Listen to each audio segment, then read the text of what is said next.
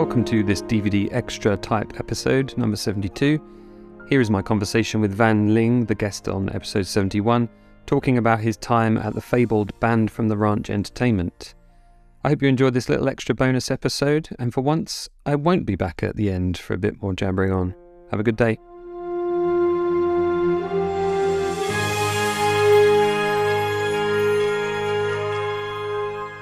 So Van, tell me about Band from the Ranch Entertainment. Where's the name from? What are the circumstances under which that company began? This is a really interesting story. Band from the Ranch basically is the company of my partner, Casey Cannon.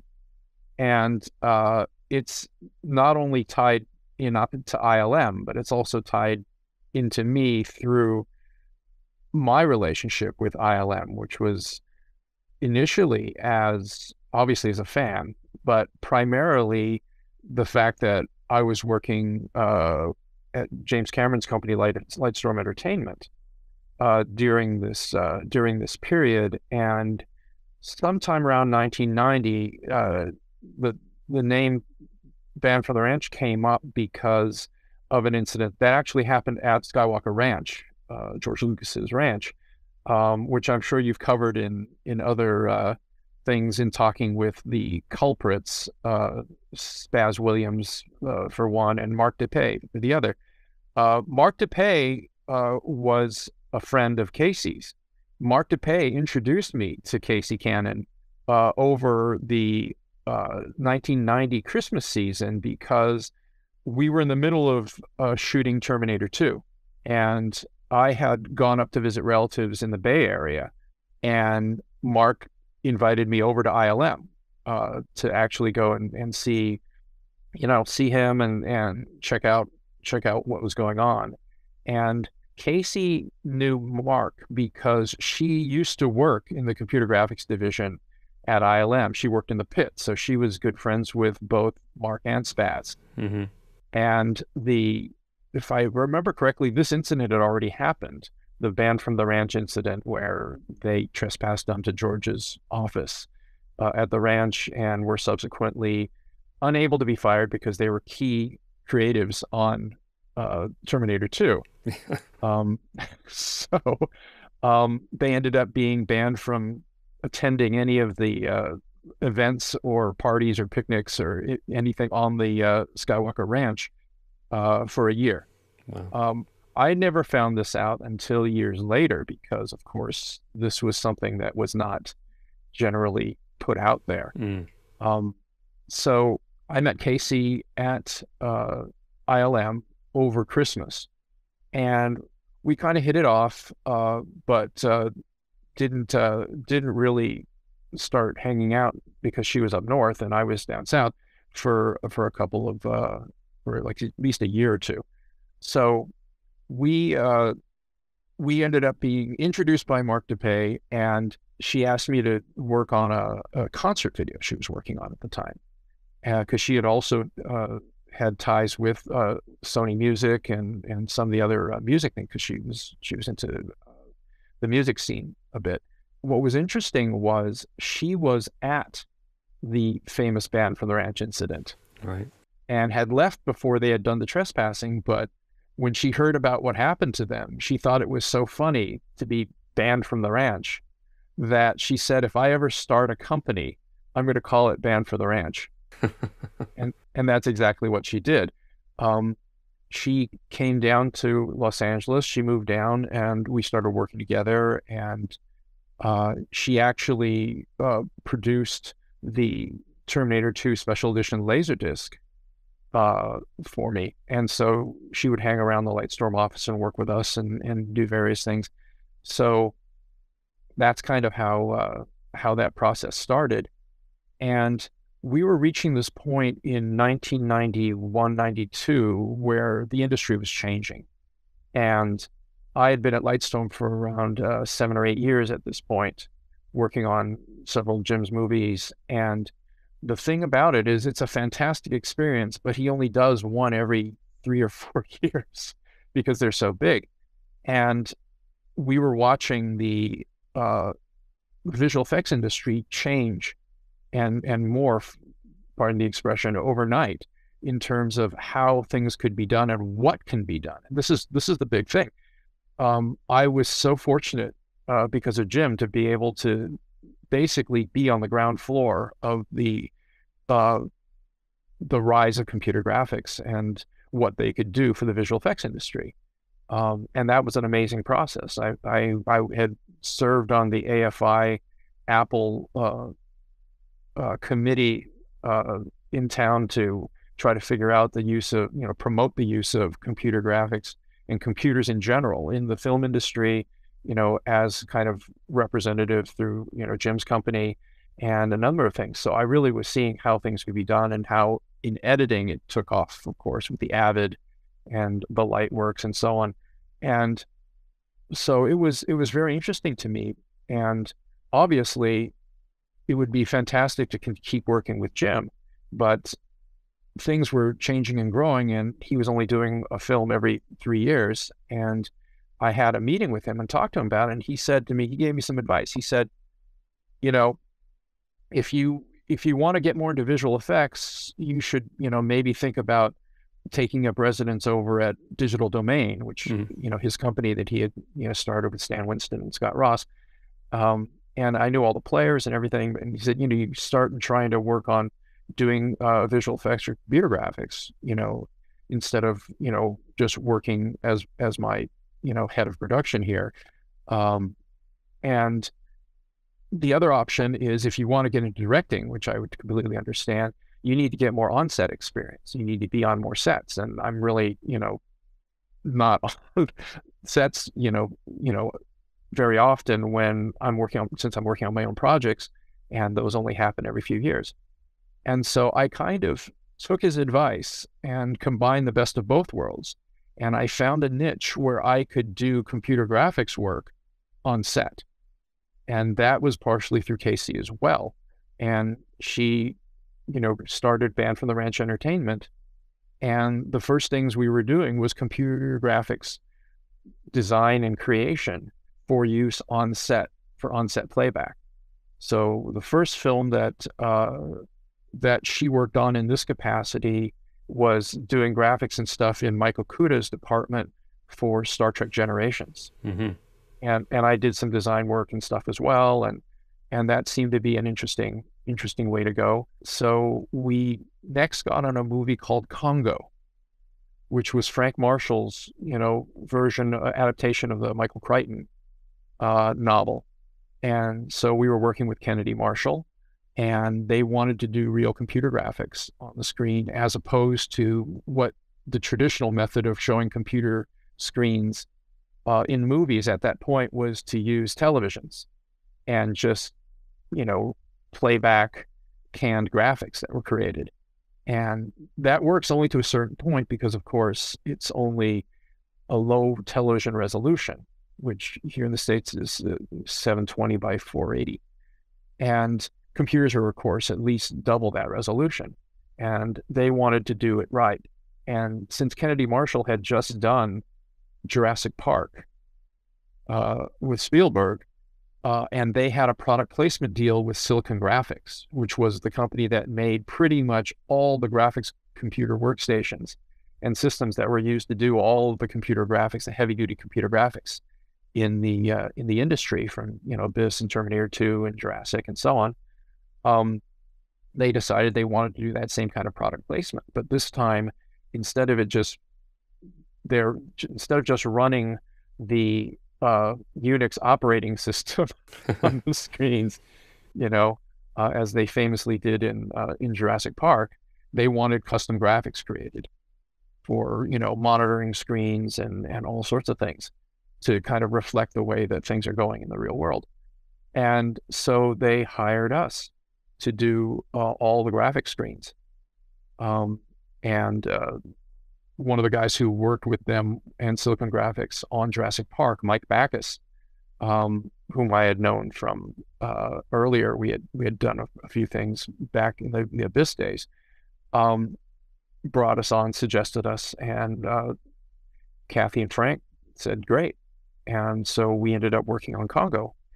And the challenge with Congo, because of course it had the infamous big computer center with all the monitoring and satellite companies and all that kind of stuff, apart from the dozens of screens that had to have graphics on them, the DP on the film Congo was Alan Davio, who, E.T. and amazing cinematographer.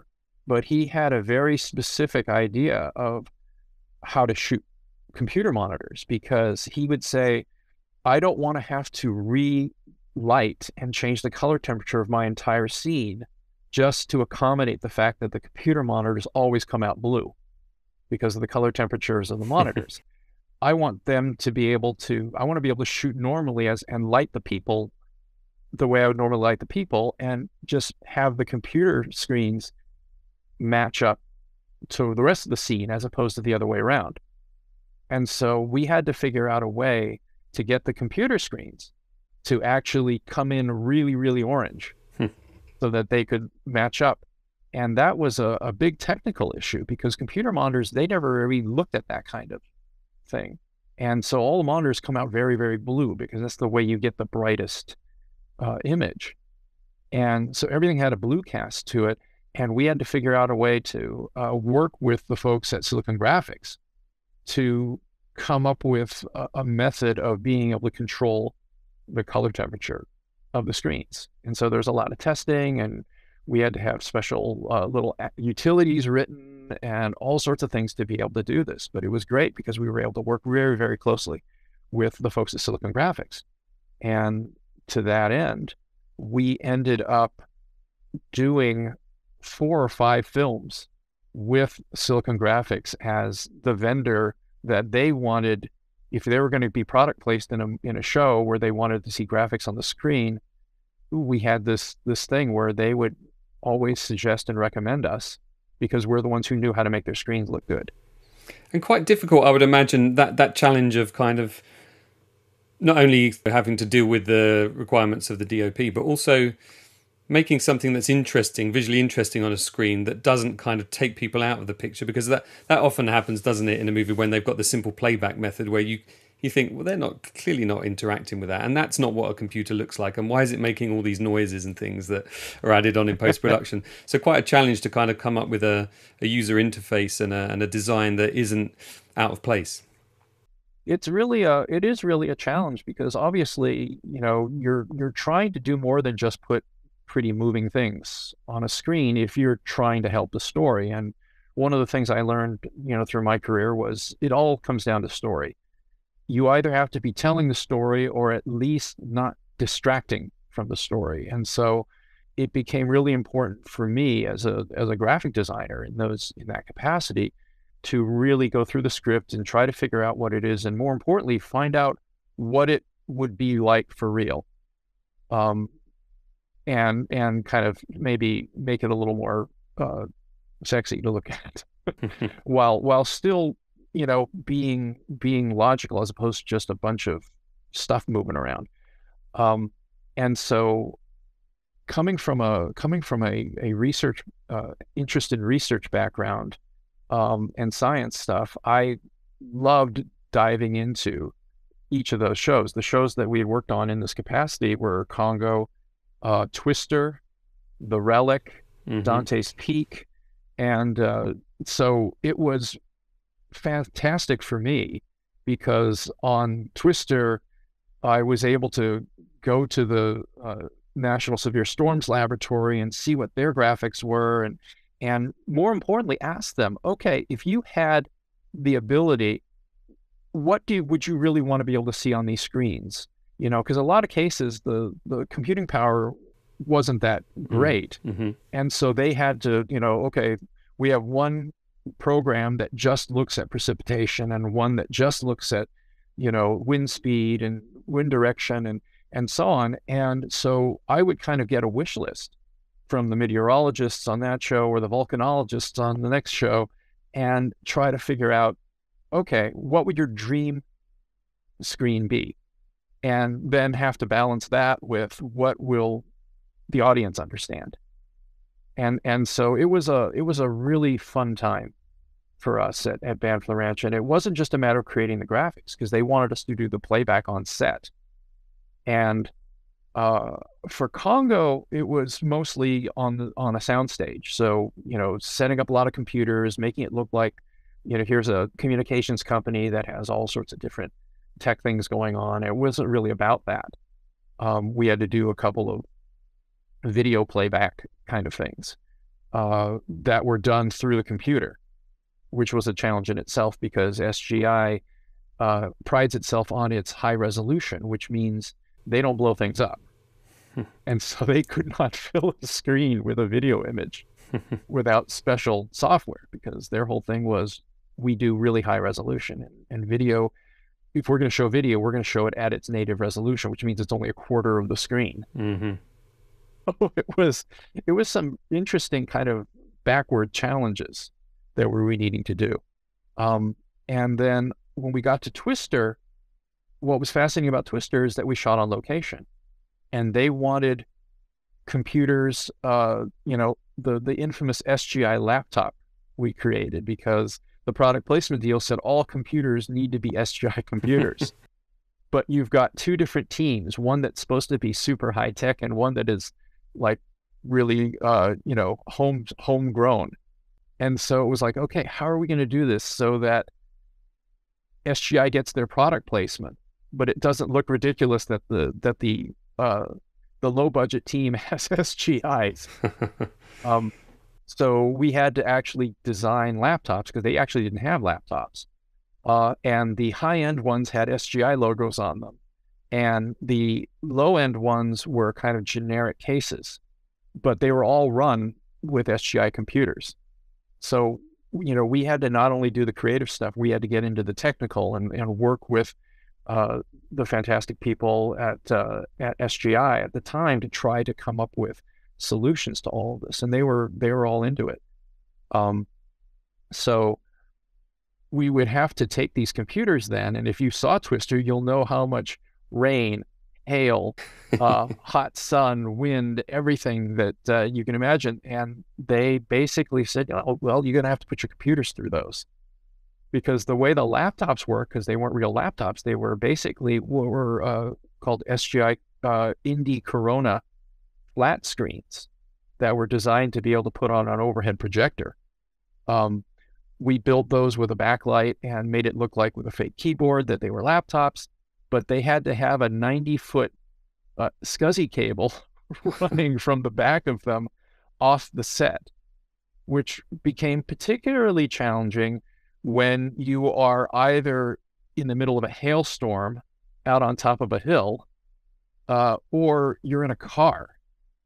And because they had laptops in the cars that they were looking at, they wanted to have shots where, you're sitting in the passenger seat looking at the laptop and be able to see out the windshield, when you're driving down the road. So we had to come up with all the ways to do that. It was a really hot summer. The computers, which were in a trailer being towed behind and being operated by me from the computer behind, were shutting down from the heat. They had to pull a electric generator trailer behind a picture car, and to be able to run these things. And it was crazy. They also had to put a ridiculous amount of neutral density filters on the windshield to darken it so that the exposure would balance enough that you could actually still see the computer screen without the view out the windshield from being blown out. So there's all of these crazy things, in addition to all the actual science, the attempts at least to pay homage to the science of meteorology and try to show things correctly. And I would work with a meteorologist to get all sorts of, here's what we see, here's what we want to learn from these things. So if you had one that had multiple screens that could show, both the precipitation and the wind speed and the direction, and then Doppler radar and things like that, that would be fantastic. So I would try to design for that. And hopefully somebody would be able to look at it and say, as a meteorologist, go, wow, I wish we had that. Maybe we should try to create something like that as the computer power gets greater. So we tried to be as realistic as possible and to help tell the story. That was the most important thing. And it was, how can we realistically show something that isn't only understandable to a meteorologist, but that the audience could look at. And so, creating the Dorothy cyclone spin up at the end where all the sensors finally get into it and we see the spiral and all of that, trying to create those things that are simplistic, but actually, give the audience what they want without all the people, or hopefully most of the people in the meteorology business going, what the heck was that? And we had to do the same with Dante's Peak for volcanoes, and we would always work with the consultants on the shows because they would bring in, for accuracy or close to accuracy as they can within the story, the bounds of the story plot, and realism. And that was one of my favorite parts of working on these shows because I got to learn about meteorology in ways that, you wouldn't normally do if you were just making stuff up. On Dante's Peak, I got to go walk the lava flows in Hawaii with the volcanologist, Jack Lockwood. And then he and two other geologists from the USGS drove us on a tour through the Pacific Northwest to kind of show us what all the different rock styles are like and where the peaks are and things like that, because we were, that's where the show took place. And so it was a fascinating learning experience for me, because I love that kind of stuff, and to be able to say legitimately, we tried to do this as accurate as possible, and if nothing else, maybe inspire the folks in those fields to say, hey, maybe we can do more with the computer graphics that we get our data from. And so that was a lot of fun. And at that same time, we were building a name for ourselves at Band from the Ranch as the company, this is the company you go to if you want to do real computer graphics playback. But because I had the visual effects background, as did Casey, we would sometimes get these requests of, oh, you know what? I know we're done with the show, but is there a way to do this or this? And we were just getting into that point in visual effects where using computers for visual effects work was starting to get democratized, meaning that it wasn't just the most expensive thing for morphing or the most expensive thing for doing these things that you couldn't do any other way. It became this tool that could be used on the other end of visual effects, which is the non-glamorous stuff. There's a grip standing in the background of the shot. Can you paint him out? Or there's a wire. You can see the wires holding up something that's supposed to be floating. Can we paint those out? Or there was a scratch on the film that's distracting. Is there a way you can cover that up? And those little things became the kind of way that people started finally realizing that computer graphics wasn't about morphing and doing all these really high-end things. They could be used as a paintbrush to fix things that were a lot smaller, more mundane, and more understandable. And as a result, it opened up the use of computers in visual effects because people started being able to see it as something that was a tool, not just this expensive thing that's going to cost us half our budget to, get people to see it because it's cool. And I feel like we were really honored to be on the ground floor of some of that, to see some of those things that were happening. The first wire removal was done in Howard the Duck by ILM, by the way. And there were 3 fix-it shots in Terminator 2 that were done using the computer. And it was done by Pacific Data Images. One was some wire removal. Another one was a scratch removal. And another one was to flip a sign that was backwards because we flopped the shot in post. So those kind of things were massively expensive at the time for the process, but it showed that it was possible and really kind of, opened the eyes of a lot of people in the industry that, this isn't just about spaceships. People used to say, oh, if you're using computer graphics in film, oh, you're doing a science fiction film, aren't you? And now it became possible to do every kind of film, including period films, because, a science fiction film's a period film too. It's just in the other direction. So this process started, and we started getting work in doing visual effects in addition to screen graphics. And that was kind of a breakthrough for us because, we had come from a visual effects background to some extent, and we got to kind of go back into it, harnessing the power of the things, the tools that we were using. And one of the other things was we were doing them on Macintoshes because it's really too expensive to be doing them with a Silicon Graphics machine. Um, and we were able to do a lot of graphics work and a lot of visual effects work on the Macintosh, which has been my system of choice since literally the day I met Jim. I got my first Macintosh the first day I met James Cameron. So, and I became his computer consultant for the Mac. That was one of the first things I did as a researcher and things for him. So we were able to, leverage the power of the personal computer to have a livelihood in visual effects.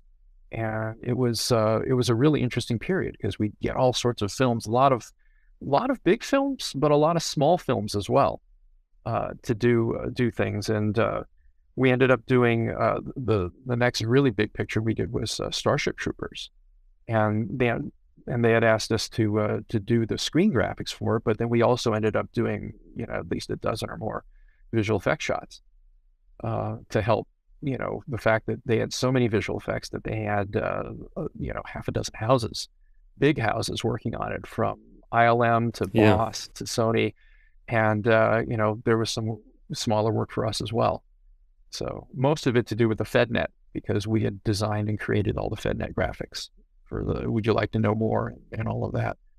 So it was a really great time. How long did the company last for? You were there from what, 94 to 99? 94 to about 2000, 2001. Yeah, it was an interesting process because what ultimately happened, because we were considered a boutique shop. We weren't a big shop that you go and do all your effects for a show unless it's a small show. But what started happening was that we would start getting asked to bid on bigger shows that we knew we really couldn't bulk up to make, to do. But at the same time, we kind of knew that, we kind of realized that we were being given these bids to try to scare down the larger facilities that they actually wanted to get the jobs, which kind of sucks and that happens with any company to a certain extent. But it was kind of tough because we would go through the process of taking it seriously and doing the full bid and trying to figure out, okay, well, if we actually got this job, what would we have to do to be able to do it? How many people would we have to hire? What kind of more investment in computers would we have to get? And then we wouldn't get the job because they would take our bids and go to the big house and say, oh, you wanted to charge $4 million. Well, these guys say, it won't cost that much. And, maybe we'll go with them. And then they would scare the big house into lowering their prices. And that sucked because then those big houses, of whom we were friends with a lot of them, would then hate us. So it was a bit of a challenge. And ultimately we kind of closed down at the turn of the century, after having done dozens and dozens of films that we're really, really proud of. It was fine for me because I had actually found a niche that I was starting to get even more interested in. And while I still kept doing visual effects on smaller projects here and there, or on bigger projects in a very small capacity, I started really getting into what we could do from an educational standpoint with the Laserdisc and DVD formats. And DVD was one of the things that was coming out in the late 90s. And we had gotten involved in doing some Laserdisc special editions, as we had done for Jim back at Lightstorm with The Abyss and Terminator 2. And I really wanted to start exploring a little bit of some of the things we could do on that, because I really wanted to try doing film school on a disc. And so Lightstorm brought me back to do the DVD versions of The Abyss and Terminator 2 for Fox and for Lionsgate, respectively. And so I really got to dive into those projects straight out of the gate. So even as Band from the Ranch was kind of finishing its run, and Casey was moving on to other projects, and I was moving into these things, and it was just a really interesting transition and change of pace. Um, and that's why sometimes I have the most eclectic career in this business of going through all of these different areas. And as I said, even while I was doing these DVDs that became, well known or appreciated for, the amount of information they had, but also creating menu systems and graphics for them to kind of create a whole new paradigm for how you could enjoy uh, DVDs, not just the movies, but all the other stuff with it. Um, it was a really fun and exciting time. Um, so the Band from the Ranch era was something that I'm very proud of in terms of what we were able to put out there. But there was this whole culling of smaller companies that kind of happened where it was kind of, you either have to go big or you have to, you know, go home. And it was something where I don't think we were going to be able to sustain the kind of things and the kind of attention that we wanted to do as a, as a big company that we would do as a smaller kind of boutique. And so we felt it was, for various reasons, it was better if we kind of changed up, what we did.